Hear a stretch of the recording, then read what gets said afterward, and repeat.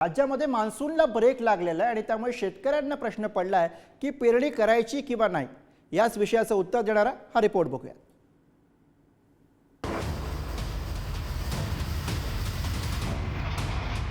राज्यातल्या मान्सूननं क्षणभर विश्रांती घेतली आहे। बुधवारपर्यंत पावसानं 50% राज्य व्यापलं होतं,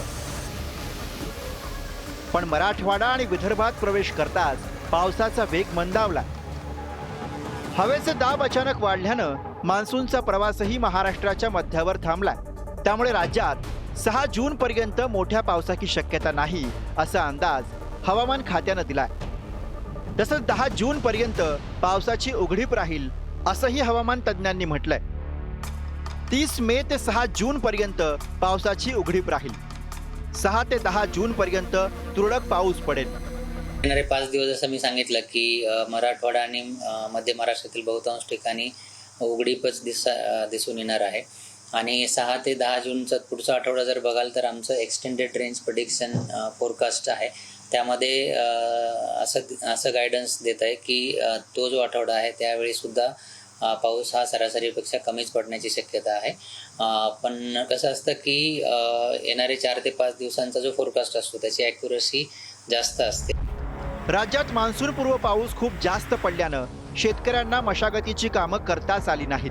पावसाचा जोर इतका होता की जमिनीला वाफसा येईल की नाही, मशागतीची कामं करता येतील की नाही या चिंतेत शेतकरी सापडला होता।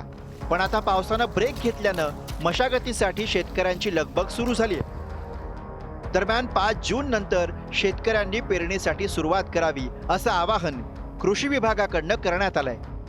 मान्सूनचा पाऊस आपल्याकडे साधारणपणे पारंपरिक पद्धतीनं 7 जून म्हणजे मृग नक्षत्राची सुरुवात अशी गृहीत धरली जाते।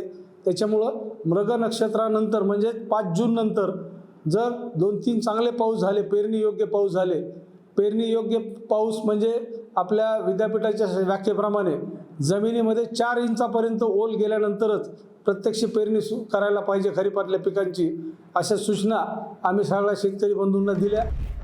राज्यात गेल्या आठवड्यामध्ये मराठवाडा आणि मध्य महाराष्ट्रात कमी दाबाचा पट्टा तयार झाल्यामुळे पाऊस मोठ्या प्रमाणावर झालाय। पण आता पावसाचं प्रमाण गेल्या आठवड्यापेक्षा खूपच कमी असेल। गेल्या आठवड्यात वाऱ्यांचा जोर जास्त होता, तो सुद्धा आता कमी झालाय। त्यामुळे पुढचे 10 दिवस मान्सूनचा पाऊस लांबल्याचं पाहायला मिळतंय। अशा परिस्थितीत शेतीच्या मशागतीसह पेरणीसाठी पोषक परिस्थिती निर्माण झाली आहे। ब्युरो रिपोर्ट, पुढारी न्यूज।